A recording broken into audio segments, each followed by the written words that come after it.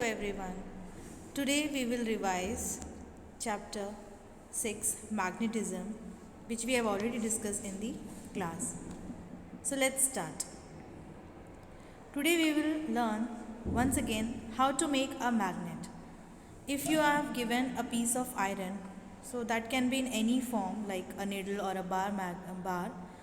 So how can you make that iron piece a magnet?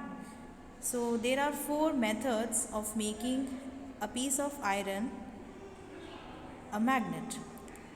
By magnetic induction method, second is by single touch method, third by double touch method, and fourth is by electrical method. So let's see these methods one by one in detail. The first one is by magnetic induction method.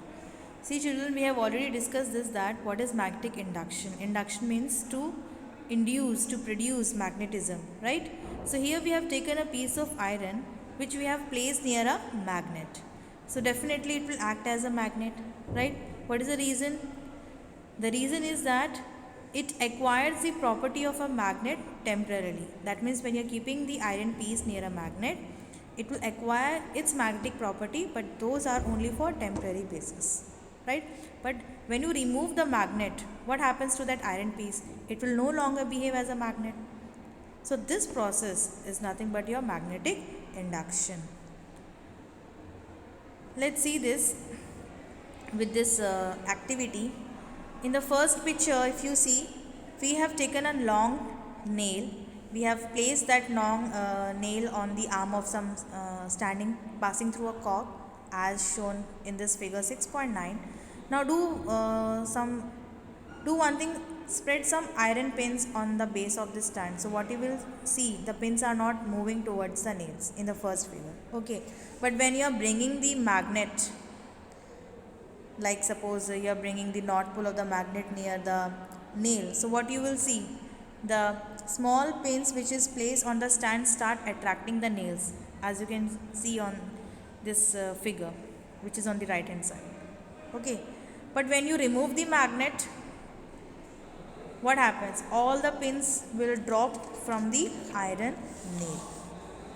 Okay, so thus the magnetic induction method, by this the nail or the bar becomes only temporary magnet, only in the presence of some external magnet. Once you remove that magnet, it will no longer behave as a magnet. So this is one of the method. Next, second method is by single touch method. So in this, what we will be doing, we are taking again iron bar. We have placed that iron bar on a table and take a magnet and place that magnet almost vertically. You can place its north pole or south pole on the iron bar accordingly.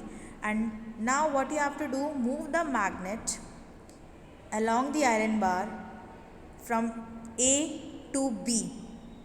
Okay, and when you reach the B point of the iron bar, again lift the magnet and again start it from A.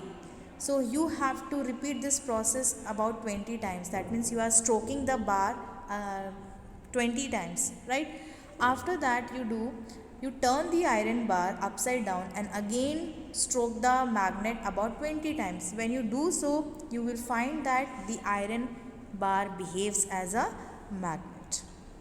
Okay, this is second way of making a iron as a magnet. Now the third method is by double touch method.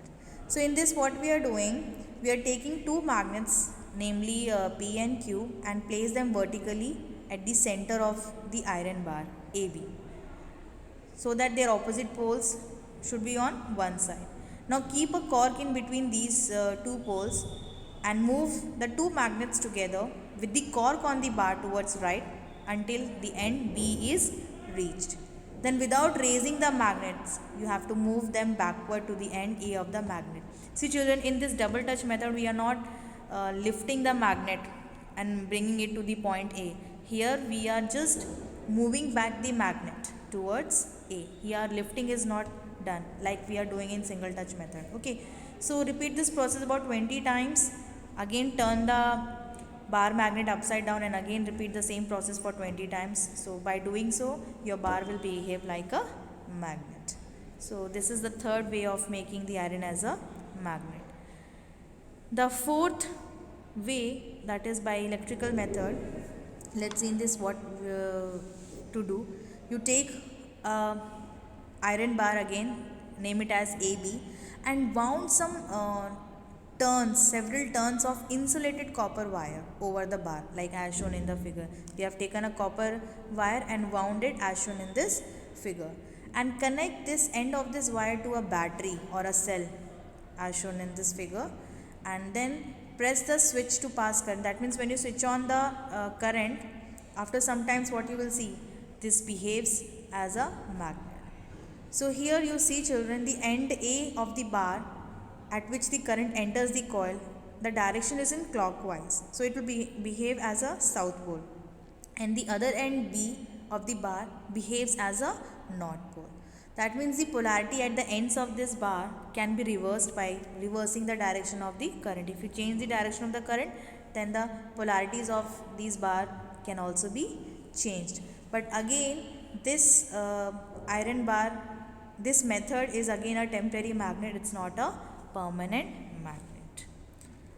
So revise these topics again. Thank you.